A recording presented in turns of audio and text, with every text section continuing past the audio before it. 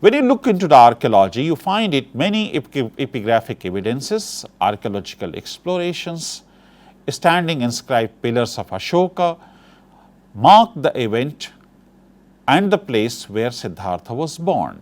Tradition says that just after birth, from the right side of the womb of his mother, Siddhartha stood and took 7 steps towards the north and monitored all the directions and declared, "I am the foremost of all sentient being to cross the ocean of existence.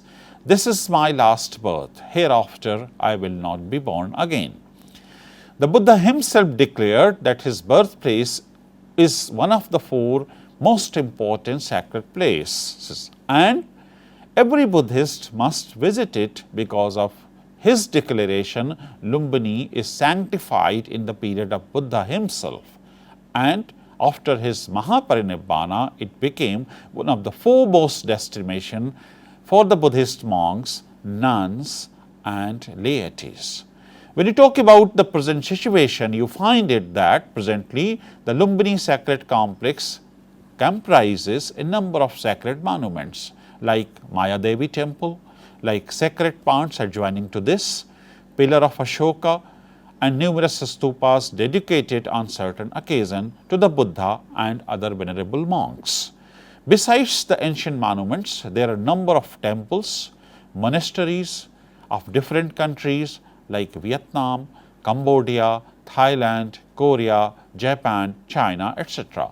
With the discovery of the travelogues of the Chinese travelers like Faxian, Xuanzang, the numerous Buddhist manuscripts and their translations, colonial explorers started venturing into different Buddhist sites in search of Buddhist relics, sculptures, etc. Lumbini was a chance discovery when Nepal authorities saw some artifacts and remains of the pillar linked to Buddhism. In 1896, Figuerer, the archaeological surveyor based in Lucknow, was informed by General Khadga Shamsher Rana, the governor of Palpa, Nepal, about Buddhist remains. Together, they identified 4 mounds, on largest of which stood a temple dedicated to a river goddess known as Rupa Devi. In reality, this was the temple of nativity, and the images represents Maya Devi. Near the temple stood a stone pillar rising tall from the ground, but its capital was missing. Figuerer and General Rana excavated the base of the pillar and exposed the Ashoka's inscription. The translation of inscription clearly identified the site as Lumbini. Popularly, this inscription is known as Rumini Dei inscription. It gives information that Ashoka raised the pillar at the birthplace of the Buddha, exempted the tax. The inscription says, Devanam Piyena Piyadasani Lajana Visati Vasabhisitena Atana Agacha Mahi ite Hida Buddhe Jate Shakyamuneti Sila Vigadabhicha Kalapita Silathabe Cha Upapapite Hida Bhagavanam Jateti Lumbini Game Ubalike Kate Atthabhagaye Cha. When King Devanam Piyadasi had been coronated 20 years, he came himself and worshipped this spot where Buddha Shakyamuni was born. He both caused to be made a stone bearing a horse. It is questionable that horse or other thing, and caused a stone pillar to be set up in that where the blessed one was born. He made village of Lumbini free of taxes, that is religious tax, and also reduced the bhag, that is land share, to 1/8. The pillar is tapering in shape and Ashokan polish.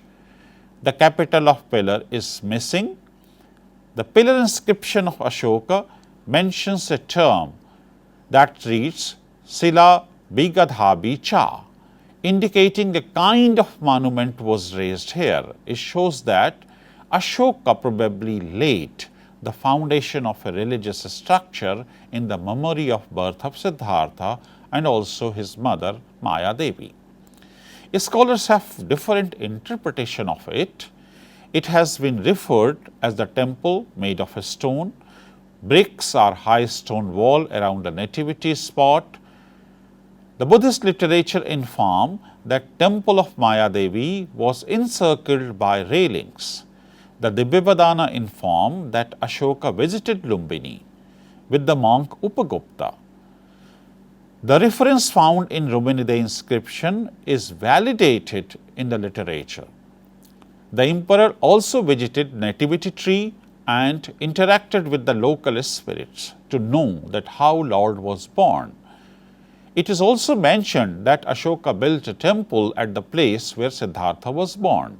He also made huge donations to memorize his visit to the place of nativity. Pepe's finding at Piparahava and other explorations led the discovery of number of sites near Lumbini. In 1899, P.C. Mukherjee surveyed and excavated the ruins of Tilaura Court. Mukherjee recognized rectangular mound covered with the forest as remains of the fort protected by parapet walls and ditches. He cut the section through the fortification wall and cleared eastern gateway. He also confirmed the identification of the stupa on the eastern side. The physical remains and artifacts suggest the presence of manufacturing activity to the south of the site, in the remains of a structure to the north and west of the city. He also proposed that remains of the site of Tilaura Court represent Kapil Vastu. He again used the description of Fajian and Xuanzang to get the exact location of the site. 1962, joint excavation was conducted at Tilaura Court and Kudan by Nepal Department of Archaeology and Archaeological Survey of India under direction of Debala Mitra. She proposed that Tilaura Court was not older than 2nd century BCE. Thus, it could not be as ancient as the Kapil Vastu. Now, Piparahava is recognized Kapil Vastu according to her. In 1972, B.K. Rizal began to explore and restore the monuments of Lumbini, identifying the first pre-Mauryan structure north of Ashokan pillar. He was followed by Taranandan Mishra, conducted systematic excavation at Lumbini and Tilaura Court. During 1980s, Mishra developed chronological sequences for main sites and focused on trying to understand their development over the time. While Japanese team from Reisho University also exposed a series of structures at Tilaura Court between 1967 and 1977. Recently, Cunningham also had excavation of the site. The antiquity of whole sacred complex of Lumbini Kapil Vastu went back to NBPW phase.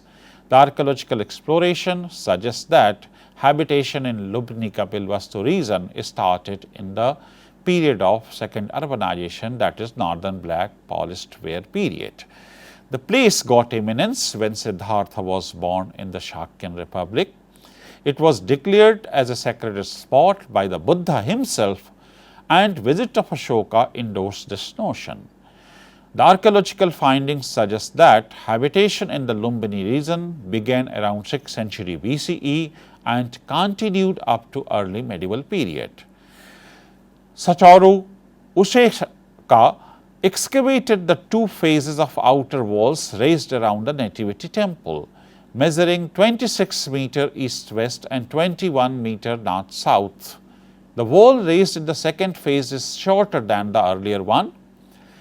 There were 14 square platforms raised on the outer wall. It is believed that these platforms were seated with burnt bricks and were robbed to be used in recent construction in the adjoining area. The box chambers packed with the ramped clay are also found. These may be to support the upper wooden beams to build a higher platform, that may be the Jagati. The size of the central chamber, Garbhagriha, was 2.70 meter to 2.20 meters. The entrance of the temple was in the east, a noted feature of the last phase of the Gupta temple structure. A natural conglomerated stone boulder was found encased with a course of brick on all sides in the epicenter of Nativity temple. Probably this is the place where Siddhartha was born. The stone can be the most sanctified object of this place. Today, Lumbini is visited by more than 1 million people per year, and thousands of people from South, Southeast, East Asia visit Lumbini every year on personal, spiritual journey or to learn the creeds of Buddha from the land of his birth itself.